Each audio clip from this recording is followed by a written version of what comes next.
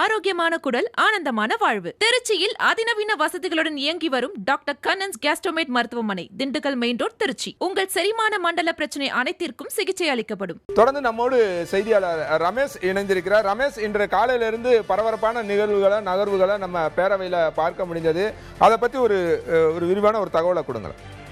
திருப்பதி, நமக்கு ஒரு நம்பர் கிடைச்சிருக்கு. அதாவது இந்த 144 எப்படி தமிழக வெற்றி கழகத்திற்கு வந்தது என்ற ஒரு கணக்கு நம்மிடம் இருக்கிறது. தமிழக வெற்றி கழகம் 105, காங்கிரஸ் 5, விசிகா 2, இந்திய கம்யூனிஸ்ட் 2, மார்க்சிஸ்ட் கம்யூனிஸ்ட் 2, இந்திய யூனியன் முஸ்லீம் லீக் 2, அமமுக 1, வேலுமணி, சிவி சண்முகம் அந்த அதிமுக அணி 25 பேர், ஆக மொத்தம் 144 பேர் இந்த அரசாங்கத்திற்கு ஆதரவு தெரிவித்திருக்கிறார்கள். இந்த அரசாங்கம் தொடரும் என்று அறிவிப்பு வெளியாகி இருக்கிறது.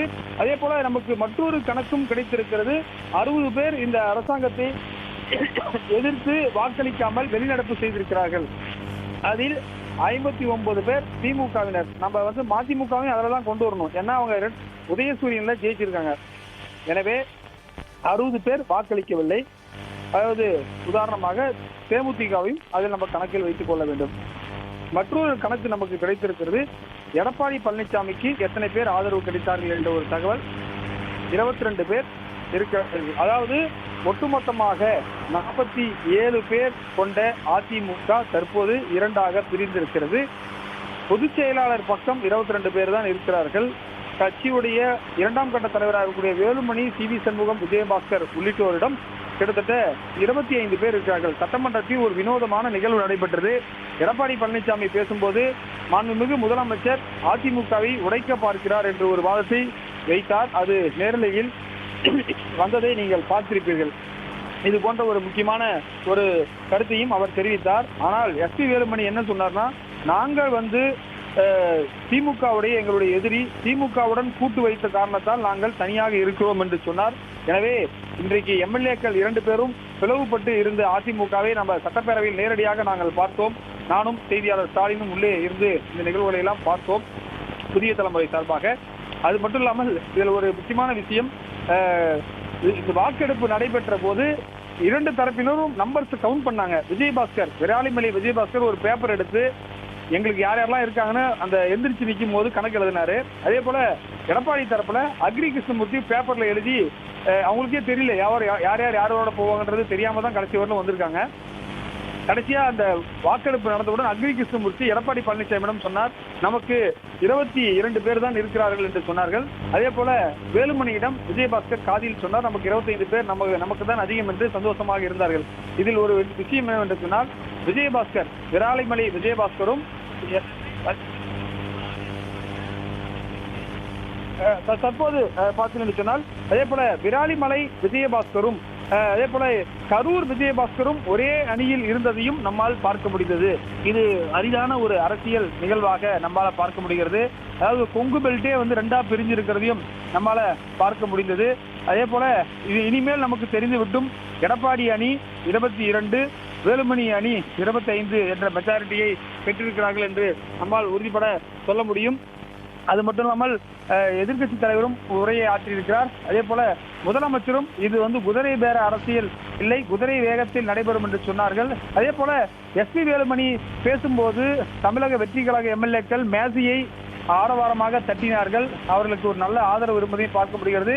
அதே போல ஆதவ் அர்ஜுனா, டிவிகேவுடைய அவருடைய மாமியாராக இருக்கக்கூடியவர்களும் ஆதரவு தெரிவித்திருக்கக்கூடியதையும் நம்மால் பார்க்க முடிந்தது. அதாவது வினோதமான ஒரு அரசியல் நிகழ்வுகள் எல்லாம் சட்டமன்றத்தில் நடந்திருக்கின்றன. திருப்பதி, குறிப்பா இன்னைக்கு எஸ்பி வேலுமணி அந்த இன்னொரு ஃபேக்ஷன் அதிமுகல இருந்து அவர் பேசும்போது பெரிய அளவில் எதிர்ப்பும் சலசலப்பும் ஏற்பட்டது. அப்போது சபாநாயகர் அவங்கள பேசுறதுக்கு அனுமதிக்கிறாரு. இந்த நிகழ்வு இதற்கு முன்பாக பன்னீர்செல்வம் ஒரு முறை நம்பிக்கை வாக்கெடுப்பை சந்திக்கும் போது இதே மாதிரியான ஒரு நிகழ்வு நடந்ததை நம்ம நினைவுகூறி பார்க்கலாம்.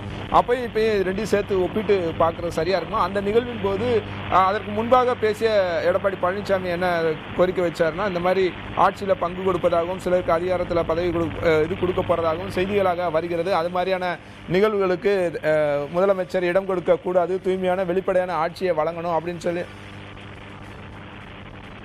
அப்படியான விஷயங்களை அவர் சொல்லணும் அப்படின்னு கேட்டுக்கிட்டு இருந்தார் இல்லையா? உண்மையில அப்ப அந்த நேரத்தில் என்னென்ன நடந்தது, திரு எடப்பாடி பழனிசாமி என்ன சொன்னார்?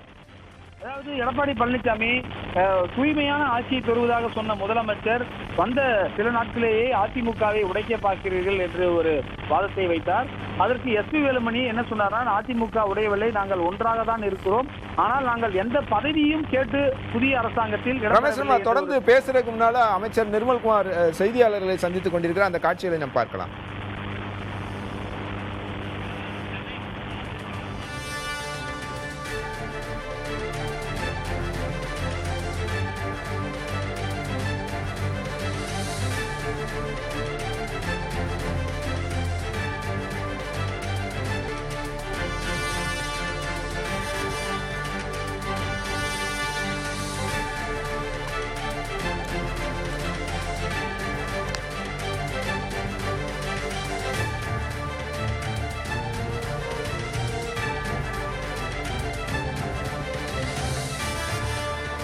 அதே ஸ்டாண்ட் தான், நீட்டே தேவையில்லைங்கிறதான். இது உச்சநீதிமன்ற ஆணையின் அடிப்படையில் நடந்து கொண்டிருக்கு. ஒரு சாதாரண நீட் எக்ஸாமை கூட ஒன்றிய அரசால சரியாக நடத்த முடியாது, கடுமையான கண்டனத்துக்குரியது. எத்தனையோ பெரிய பெரிய தேர்தல்கள், லட்சக்கணக்கான பங்களிக்கிற தேர்தல் இருக்கு. ஒரு போற மாணவர்களுக்கு ஒரு சின்ன வளையல் கூட போட முடியல, பெண்கள் குழந்தைகள்லாம் அவ்வளவு கஷ்டப்படுறாங்க. அதையெல்லாம் பார்க்கிறவங்க ஒரு கொஸ்டின் பேப்பரை கொண்டு போய் இன்னைக்கு கரெக்டா சேர்த்து அந்த கொஸ்டின் பேப்பர் லீக்கேஜ் எல்லாம் செய்ய முடியாத அளவுக்கு கூட ஒரு துப்பு இல்லாத இந்த அரசு ஒன்றிய அரசு இதெல்லாம் எப்ப மாற்ற போறாங்கன்னு தெரியல. ஒவ்வொரு வருஷமும் ஆயிரக்கணக்கானோர் இந்த மாதிரி தவறான முறையில் உள்ள வர்றாங்கன்றது கேட்கிறப்ப மிகவும் ஒரு வருந்தத்தக்க விஷயமா இருக்கு. இது ஒரு சாதாரண தேர்தல், ஒரு என்ட்ரன்ஸ் எக்ஸாம், இந்த தேர்தலை கூட ஒழுங்கா நடத்த முடியாது, கடுமையான கண்டனத்துக்குரியது. இல்ல, அது எங்களுடைய முதலமைச்சர் தான் முடிவு செய்வார். எல்லாத்தையும் எங்களோட முதலமைச்சர் முடிவு செய்த பிறகு விரைவில் இருப்பார். நன்றி.